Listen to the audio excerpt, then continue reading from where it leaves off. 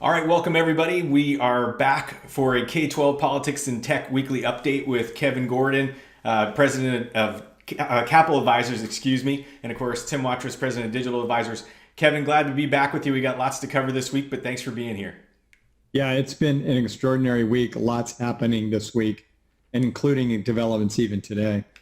Yeah, well, let's jump right in. And I know there's two sets of numbers coming out of Sacramento right now. The governor proposed his set of numbers, and the LAO came out with their set of numbers. Can you talk about the discrepancy and kind of why we're seeing two sets of numbers there? Yeah. So, I mean, today we had the legislative analyst do its fiscal forecast for the spring, as they call it, but it follows yesterday's announcement by the governor about his overall projections of the shortfall in revenue that's going to happen. Really startling numbers, the overall number, $54 billion. He talked about what they estimated the lower Prop 98 guarantee to be $18.3 billion, which kind of rocked the entire education community. I mean, our basically flat response is there's no way that public schools could be cut that much and still actually be able to function. And we got the indication out of the governor's office that he realizes that as well, and that he'll be working with the education community on all of that. So it was real interesting today to see the legislative analyst's view about all these numbers. And one of the things we actually had noticed yesterday, that the size of the overall problem in some ways could be defined as overstated, because the governor's numbers start from the assumption that you're doing the January budget proposal, which had billions in new spending in it. I don't think anybody sort of has, taken that perspective. So the legislative analyst starts from a different place where they say, no, we don't assume the January budget. We really just assume sort of a workload budget that you're working off of. And what is the reduction from that? So in a sense, when you define the problem as bigger, it solves itself because the governor's not going to do that extra spending for the most part. So you solve a big chunk of billions of dollars worth of the problem, and you bring it down to really a scope of the problem that's kind of in line with the LAO. So there are differences but similarities in kind of where they end up. The impact to schools is relatively the same when you look at it. You take a look at the two plans, they still would enact huge cuts that are not tenable. When you look at the way they both score the size of what the minimum guarantee would be under a new, really depressed revenue situation. So the one thing that also contributes to the legislative analysts' sort of more optimistic numbers, if you will, they don't have the same forecast for the kinds of expenses that the governor is loading into his review of these numbers. And the legislative analyst counts a lot more relative to what federal funding looks like it's supplying, at least currently under the current numbers. So they take a lot of those things into account. But there's something really significant that I wanted to point out, and I wanted to underscore it for you, is one of the things that we've talked about over the last few years was a sort of knee-jerk reaction by people in the legislature and even the legislative analysts in prior years, which has taken the approach that whatever the Prop 98 minimum guarantee is, that's our starting point. And then also, I think it was the legislative analyst that coined the phrase over appropriation, meaning that when they give us more than the minimum, it was coined as an over appropriation, like they gave us too much money, which is ridiculous given that it's a minimum. And it was always the intent of Prop 98 that it's a baseline upon which you build. So there's nothing wrong with, of course, giving us more money. It was really refreshing to see this legislative analyst spring forecast in the way they talked about the potential solutions to the overall budget problem.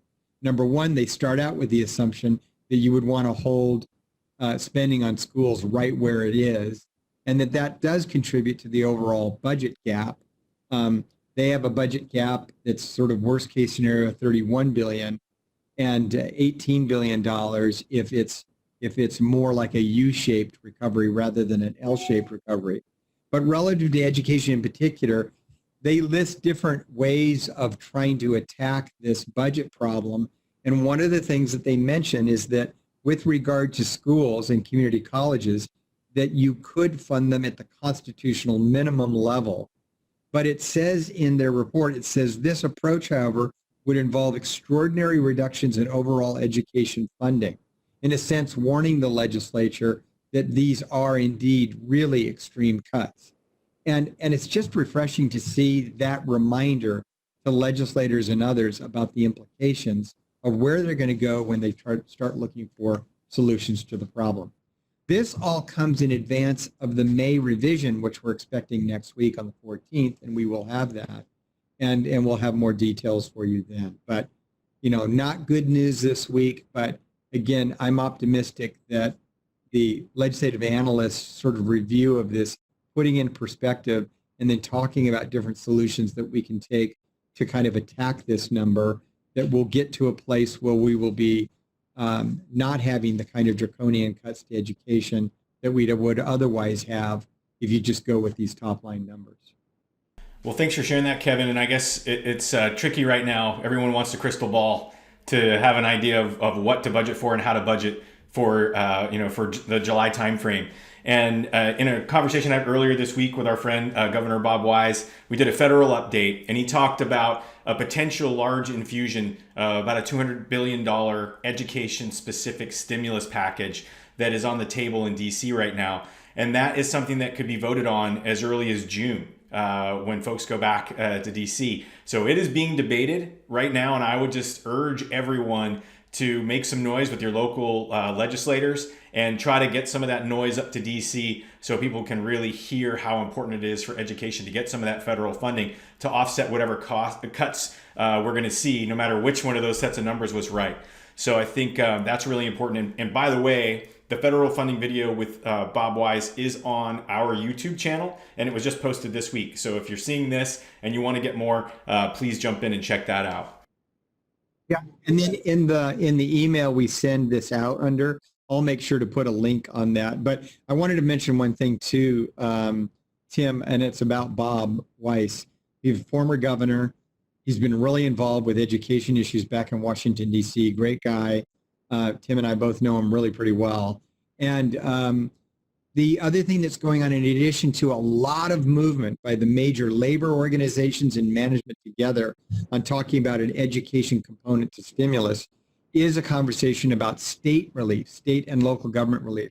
Now, if you listen to Mitch McConnell, you could probably get convinced that nothing's going to happen, because he's been making a lot of almost obligatory noises about how much the federal government is spending right now and how much stimulus they can actually afford.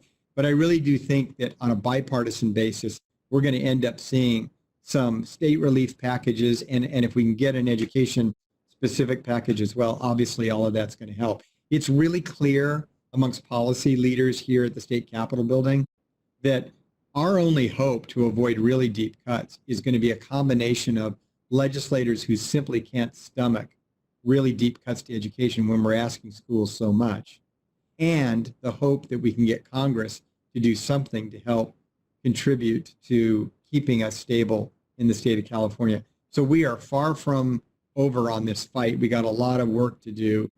Communicating with your members of Congress, particularly Republican members of Congress, will be important because we need to balance the fact that Democrats are already out there asking for money to help us out, but we've got to get our Republican friends in the same place when they realize what the consequences will be. So I appreciate you mentioning that. Yeah, no problem. And I know more on the fiscal side, but we saw an announcement from Fick this week. Can you talk about that? Yeah, in fact, it was guidance I think they might have put out at the end of last week, but it was something that I wanted to mention. So, of course, FICMAT did their job. They put out some guidance to school districts all across the state that have different scenarios that they would ask you to run in terms of budget cuts. And, there's a lot of debate about it, and it's obviously a painful exercise, but a necessary exercise. At the very least, look at it as an opportunity to help illustrate to elected officials and really put some meaning behind what these cuts actually look like when we can take these to legislators and say, look, here's what would happen if you did baseline funding at last year, which actually involves cuts. I mean, we've built a lot of budgets anticipating there would be a 2.29% COLA. What happens if we don't get that? What happens if we end up with cuts of 2%? And I think they're the largest cuts that they have in that Fick guidance is 10%. And you need to equate that to real services to kids so that people know what does it mean when you cut that deeply, and is this really acceptable? And that's really what we want to make sure that we're showing to policymakers. So I know it's a budget exercise, but it's one that, as transparent and as public as you can be about it, we're going to actually have people understand the dimensions of these kinds of reductions in schools. Well, thanks for that, Kevin. I know there's a lot of bills that are being cut right now in Sacramento, and that's cause for concern, right? Because all of them were valid for some reason, and now they're just getting scrapped. So can you talk about those bills and why we're seeing that? Yeah, so the legislature came back this week, so that was another big development. And when they came back, it was sort of like this unceremonious dumping of bills right and left. And it's a good thing, because what they've just decided to do is focus on very few pieces of legislation, mostly those that would relate somehow to COVID and the crisis, and really focus on the budget. So that's what the legislature is going to do. And we're talking about, I mean, a radical departure from where we were at the beginning of the year. So in the case of legislators that might have had a 20 or 30 bill package, they've got 2 bills they're going to run. So our attention span will be not distracted on a lot of extraneous issues, but really focused on the issues at hand. And it's good to see the legislature is really laser focused on trying to grapple with some of the immediate problems we have in front of us. Well, I know we talked a little bit before this about enrollment in ADA for next year, right? With kids not being in the buildings. How are districts sort of grappling with this, and what's the news you're hearing about that? Yeah, I mean, we know that school districts are not going to be able to do any real significant planning next year without knowing what are going to be the consequences when we can't get kids in their seats for purposes of ADA. It's one thing to say that we might have a flat or cut budget, more likely some cuts. But it's another thing to say that if we don't get these kids all back into school in a way that counts for ADA, there's going to be reductions that nobody's even anticipated. So that's why there's an imperative for them to hold us harmless at current year ADA or P2 ADA or some sort of metric like that, or what we've talked a lot about, and there's huge support for in the education community, is enrollment-based funding. Now that's combined with a pretty big policy shift, but as Wes Smith points out from AXA, it's been during these big times of crisis that you make the biggest policy changes that can be really meaningful going forward. And so we want to make sure that they're taking a really close look at that, because that question's just got to get answered, and it's got to get answered soon. Well, I know, thanks for sharing that, by the way. And I know everyone's kind of on the edge of their seats trying to figure this stuff out, so they know where they stand starting in July. So all these are really critical points that we'll keep our eye on, certainly, and we'll be hearing more about next week and the following weeks as you do the May budget workshops. So one thing I mentioned last week in the tech update, Kevin, we were talking about this a little bit beforehand as well, is the E-rate program. We haven't really seen a lot of relief from the FCC for schools in regards to technology. And we heard this week that there's $2 to potentially $4 billion on the table that could come through the E-rate program to support school districts with technology specifically. This is a good thing that we're hearing about it, but it's not guaranteed. And I'll say, just like the federal funding, when we're talking about going out and asking for support, please make some noise through your legislators and have them push up some of your voice to DC and advocate for this money. Because right now, what we've heard from the FCC might happen is building out a 5G network that's going to take years probably to see any benefit from. This is dollars that could benefit school districts very soon or immediately, depending on how they release the news. So I wanted to call that out because we did talk about E-rate last week, and there is $2 to $4 billion. Again, a massive amount of dollars that could flow to your district immediately to help with some of the devices you're looking for and the connectivity you're looking for to get kids connected at home.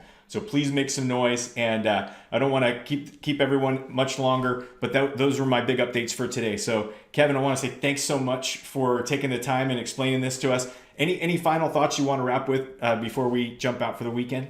Yeah, you actually reminded me to make sure that we talk about the fact that we've got budget workshops coming up on the 20th and 21st. Your county superintendents are usually hosting those with capital advisors. In fact, I know Tim is actually going to be involved with those as well. So we really welcome you to join those. They're going to be a virtual presentation. We know that you can't sit on a computer for 2 or 3 hours. So this is going to be an hour of very, very concise key issues that you really need to know and not a lot of other extraneous stuff. I think it'll be very, very informative. Well, we're looking forward to that, Kevin, and we'll look forward to doing this again with you next week. So thanks for taking the time. And everyone, when you go to our YouTube channel, make sure you click subscribe and click the little notification bell. You're going to get emails, of course, from Capital Advisors Group mentioning that the newest videos are available, but you'll also get automatically notified through the app, and hopefully that's a little bit easier for you to manage on your mobile device. So thanks, everybody, for checking in. Thanks, Kevin, for doing this, and we'll look forward to talking to you next week. Great. We'll see you. All right, thanks.